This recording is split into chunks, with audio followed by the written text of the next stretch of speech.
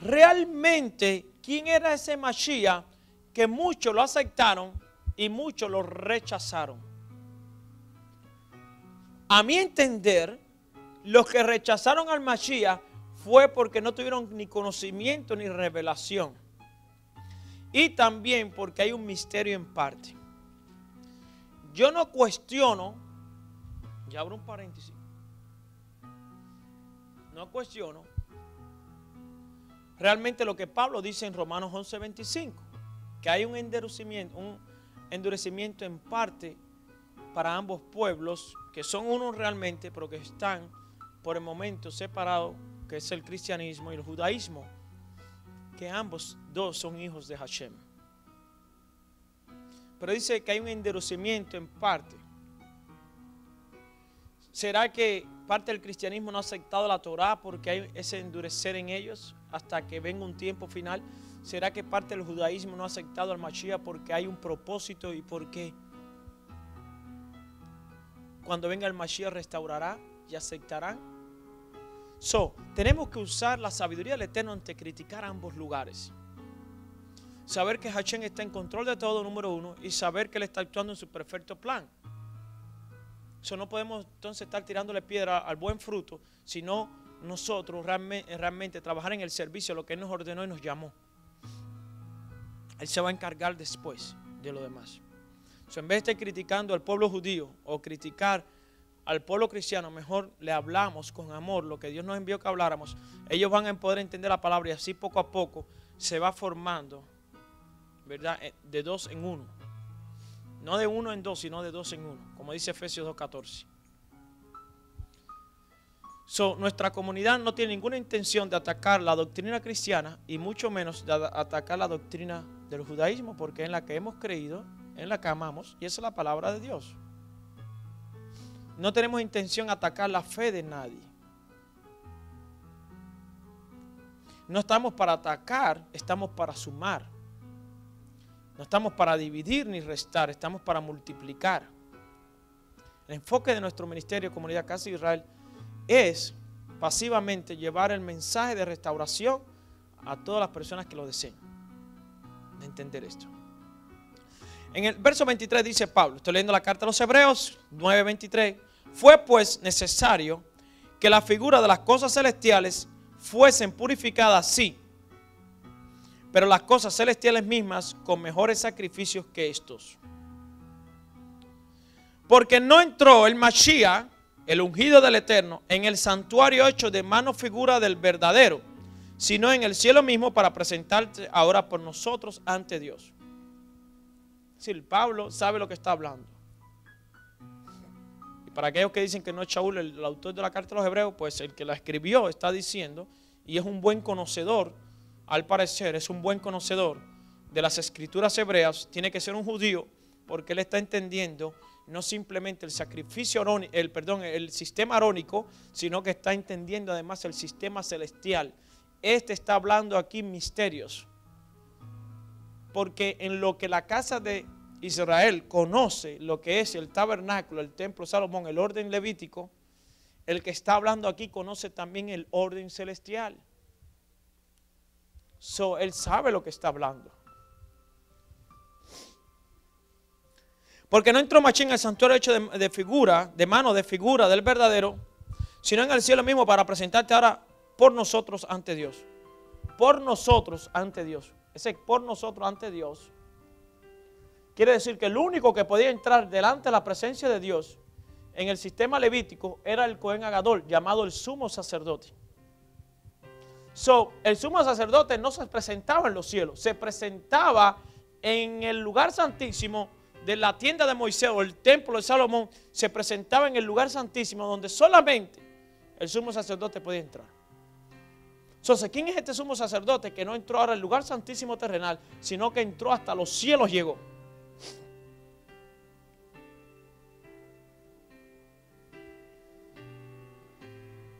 Vamos a seguir leyendo. El verso 25 dice, y no para ofrecerse muchas veces, como entra el sumo sacerdote en el lugar santísimo cada año con sangre ajena. Con sangre ajena quiere decir de animales, no la de él. De otra manera, le hubiera sido necesario padecer muchas veces desde el principio del mundo, pero ahora en la consumación de los siglos se presentó, escuchen bien ahora, esta parte ahora, vamos a aclarar aquí una doctrina dentro del mundo cristianismo, donde dice que el Mashiach vino a abolir la ley. No, vamos a ver lo que él vino a quitar de en medio. Vamos a leerlo. Se presentó una vez, ya sé, para siempre, por el sacrificio. ¿Qué sacrificio? Levítico 6. Por la ofrenda, olá, por la ofrenda hatat y por la ofrenda asham. Por el pecado y por la ofrenda de la culpabilidad.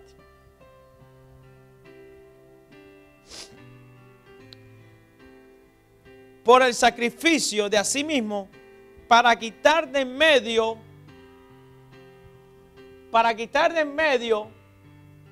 lo que te separaba entre tú y Dios, es el pecado.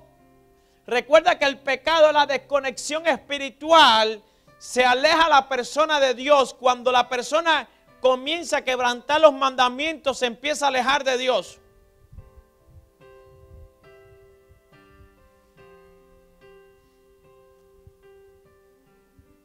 Al quitar el pecado, entonces hay una reconexión. Se reconecta la persona a través del Cordero, quien es Yeshua, con Dios.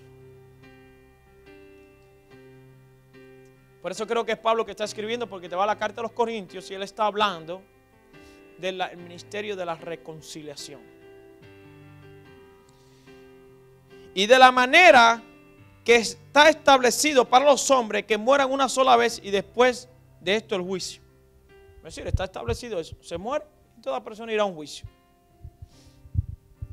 Así también el Mashiach fue ofrecido una sola vez para llevar los pecados de muchos. ¿Ve? Es un cordero. Él está tomando el lugar. Recuerden, cuando las personas iban al tabernáculo, el pecado era transferido sobre el animal. Venido el Mashiach, lo que muchos no han sido agradecidos con esto, es que el pecado que iba siendo transferido al animal, ahora fue transferido sobre el Hijo del Elohim viviente. Escuchen ahí y lean lo que está diciendo. Porque Él llevó nuestros pecados. Ahí dice el verso 28. Y dice, y aparecerá por segunda vez, apareció por primera y ahora será segunda vez, sin relación con el pecado, para salvar a los que le esperan. Es decir, Yeshua tuvo una relación con el pecado, sí. No porque Él pecó, sino porque Él cargó los pecados del pueblo. ¿Cómo murió Él? Por un lado, santo, sin mancha, sin pecado. No hubo engaño en su boca. Eso es cierto 100%. Pero por otro lado, murió con los pecados de todos nosotros. Pero Dios, que es un Dios de justicia, que nadie lo puede engañar, ni tú, ni yo, ni el dinero del mundo, ni oro, ni plata, que conoce el pensamiento y escudriña el corazón, sabe que es santo y sabe el propósito y lo que está sucediendo, porque Él fue el mismo el que lo envió. Por lo tanto, Dios no dejará al justo en el sepulcro, sino que lo levantará con poder y gloria. Porque lo que te separa de Dios es el pecado. Pero como a Él no hubo pecado, el pecado, las personas, y en este caso el Mashiach, cuando no viven el pecado, viven realmente una conexión con Dios extraordinaria eternamente. La pregunta es, ¿por qué cuando tomaban piedra y trataban de apedrearlo no podían? Estaba aquí ahora mismo, ¿para dónde cogió? Dos cosas, o lo sacaban de ahí o se cegaban las personas y no lo pueden ver. ¿Qué es lo que hace?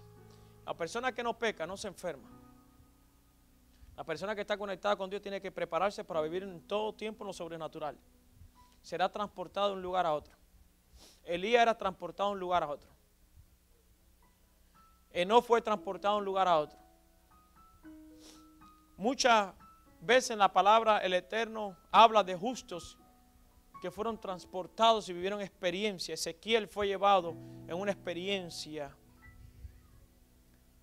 Pablo fue llevado a una experiencia.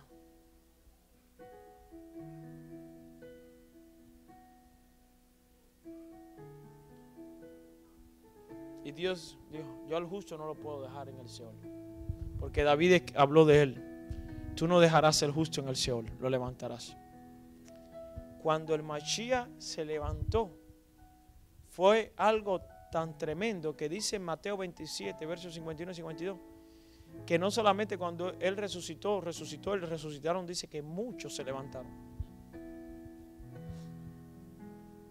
Como muestra del poder de la resurrección.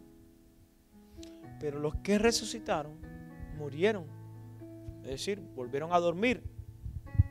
Pero la Escritura dice, y el Espíritu da don de fe, que el Mashiach, el Hijo del Eterno, está a la diestra y vive y gobierna. ¿Cómo entiendes tú esto? ¿Cómo puedes entender esto?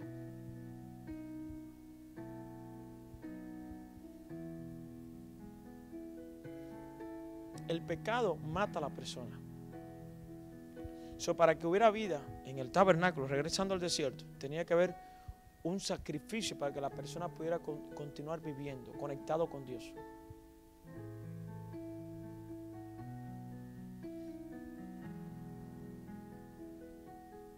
La persona que no está conectada espiritualmente con Dios, camina, habla, trabaja, hace todo, pero no tiene una vida espiritual. No hay frutos del Espíritu en él, porque no es una persona que ejerce lo espiritual. Es una persona que no está cerca de Dios, no sabe lo que es orar, no sabe lo que es adorar, no sabe lo que es leer la Biblia, no sabe lo que es andar en mansedumbre, paz, los dones, Gálatas 5:22, los frutos del Espíritu, o los dones del Espíritu. Porque espiritualmente ese lugar está está dormido, está entumido, no siente, no tiene vivencia en ese lugar. Corporalmente camina, vive, habla contigo y todo. Dios en su gracia permite que la persona viva. Y para eso permite que viva, para que la persona en un momento determinado rectifique su vida y pueda entrar a Olam Jabá, el mundo venidero. Pero en el momento que usted comienza una conexión con Dios aquí en la tierra, ya usted empieza a conocer el reino de los cielos, comienza a tener una vivencia espiritual, cosa que le ayudará muchísimo a no vivir en un sistema corrompido.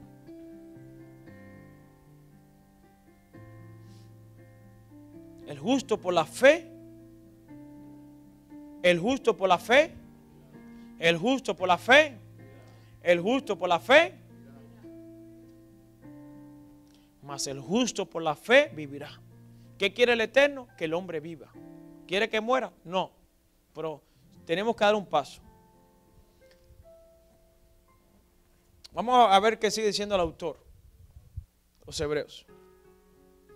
Capítulo 10. Porque la ley, la Torá, teniendo la sombra de los bienes venideros, no con la imagen misma de las cosas, nunca puede, por los mismos sacrificios que se ofrecen continuamente, de esto hemos hablado, de las ofrendas, cada día hacer perfecto a los que se acercan.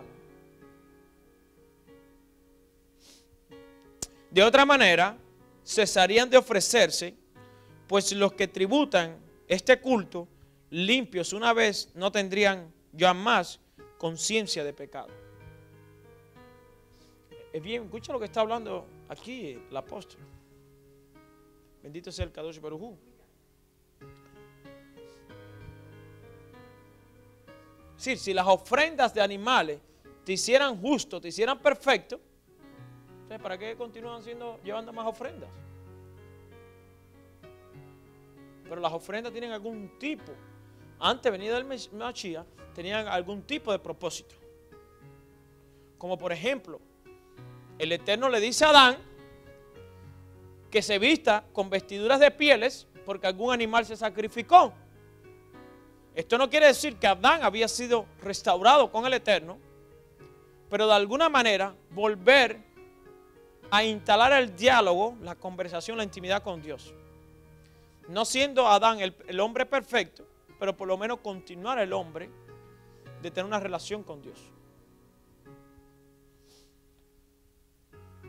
Y muchas veces se presenta otra vez el mismo Mashiach, porque ese cordero que fue sacrificado para ponerle pieles a Adán, tiene que ver con el mismo cordero que sacó el sacrificio a los hijos de Israel del Pesaj de Egipto. Con el cordero o con el carnero que vio Abraham, con los diferentes sacrificios que hemos visto durante la Escritura. Para las personas que conocen de ofrenda, Yohanan Hattevilá, Juan el Bautista, de alguna manera para aquellos conocedores, porque la revelación se da en la tierra de Israel, en la Eretz Israel, y para el mundo occidental, tú decir, es aquí el cordero que quita el pecado del mundo, tú dirás, bueno, un cordero que quita el pecado del mundo, lo repetimos,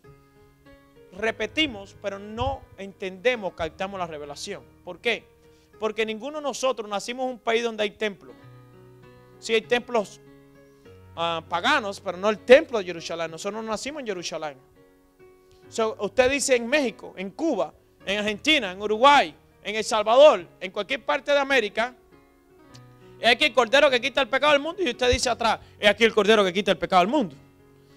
Y el otro dice en Paraguay, es aquí el cordero que quita el pecado del mundo. El otro dice en Argentina, es aquí el cordero que quita el pecado del mundo. Y en Brasil, es aquí el cordero que quita el pecado del mundo. Y en Francia, es aquí el cordero. Pero todo el mundo dice, ¿qué es esto? Ahora, decir en la tierra de Israel, es aquí el cordero que quita el pecado del mundo, es como decir, wait a minute, un momento, porque nosotros sí entendemos lo que son sacrificios. Es decir, Juan decir en la tierra de Israel, es aquí el cordero, el corbán, el pesaj. Oh, eso no lo. Usted dice en Grecia, es aquí el cordero que quita el pecado del mundo. Están tranquilos. Pero usted dice en Israel, es aquí el cordero de Dios que quita el pecado del mundo. Usted dice, espérense un momento.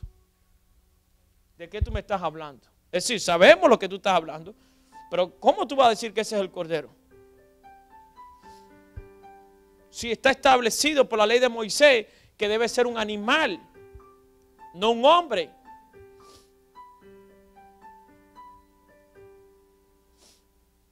Entonces, ¿cómo entendemos la función del Mesías como cordero? ¿Cómo entendemos el papel protagónico que juega el Mashiach en medio de un sacerdocio levítico, en medio de un templo celestial, en medio de un culto, en medio de una generación degradada por el pecado? ¿Cómo entendemos esto que está hablando Juan el Bautista? Primo hermano de Yeshua y nada más y nada menos, hijo de Zacarías, de la clase o del turno de Abdía, de los que ministraban en el templo. En otras palabras, Hashem, el Kadosh Baruj Hu, el santo bendito es, escoge el hijo de un sacerdote, profeta, hijo de sacerdote, y un sacerdote como Zacarías, Zakai, que conoce todo el oficio en el templo, porque Juan es hijo de un sacerdote que trabaja en el templo por años, y como hijo él conoce todo lo que tiene que ver con sacrificio. ¿Cómo se sacrifica el animal? ¿Por qué se sacrifica el animal? Todo lo conocía. Era el pan diario en la casa que se vivía. Me imagino que Zacarías hablaba con Yohanan en la casa como un día. Por ejemplo, si usted es un mecánico, un pintor o alguien, usted seguro habla de ese oficio en su casa. Así que me imagino que Zacarías hablaba con Yohanan del templo, de los sacrificios, y así creció Johanan. Juan creció así. Elizabeth, una levita, Zacarías, un levita, conocían, llevaban años en el oficio del templo.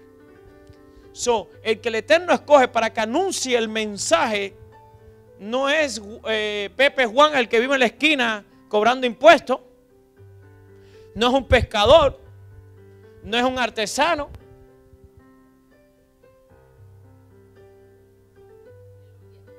¿A quién escoge para que anuncie? Al hijo de uno de los sacerdotes más reconocidos del templo de Jerusalén, como Jeremías, que su padre era un sacerdote. Jeremías fue un profeta y su padre ejercía como sacerdote en el templo. Zacarías era un sacerdote en el templo y busca a Juan y lo llama como un profeta. ¿Quién es un profeta? Uno que anuncia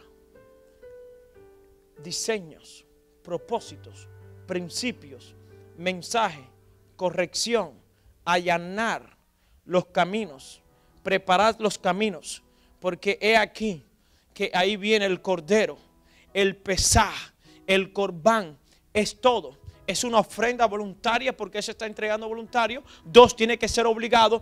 Tú vas a entender el área del huerto de Getsemaní, que tú dices, pero aquí está habiendo una obligación. Porque él está diciendo, Padre, si puede de mí, pasa esta copa. Es decir, no quiero ir, pero que sea tu voluntad, como tú me estás enviando. Entonces tú dices, ¿cómo es esto? Que en el huerto de Getsemaní veo al Mesías diciendo que lo están empujando obligado, y por otro lado él está diciendo anteriormente, yo mismo me doy. Entonces tú dirás, ¿se retractó el Mashiach? No. Es que él es la ofrenda, que se da voluntariamente, pero es también la ofrenda hatat, que se da obligadamente.